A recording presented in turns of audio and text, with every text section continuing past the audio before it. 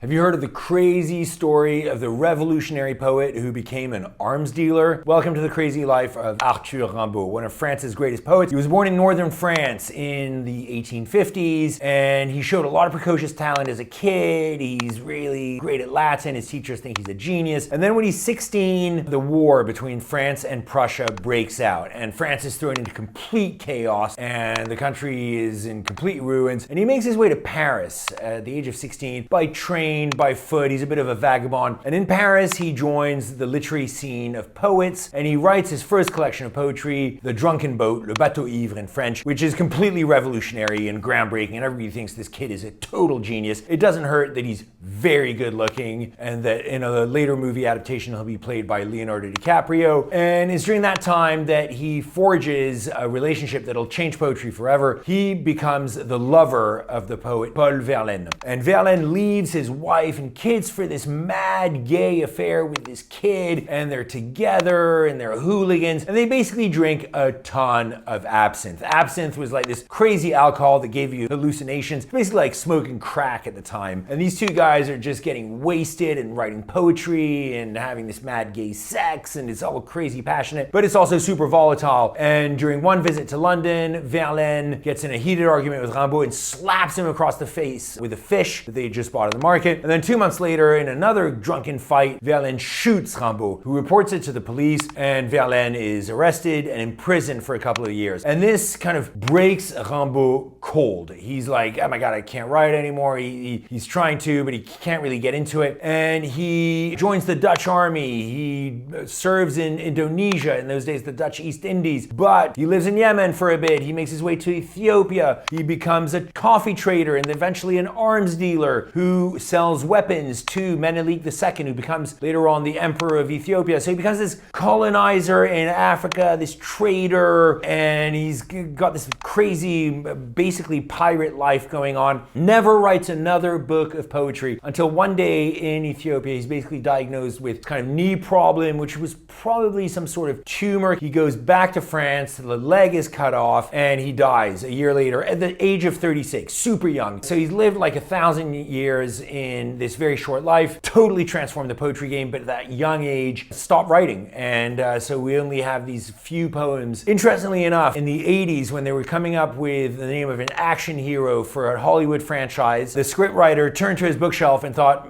what should I name my action hero? And the first book he saw was Rambo, and so that's why Arthur Rimbaud lent his name to the movie franchise Rambo. So this is the crazy life of Arthur Rimbaud.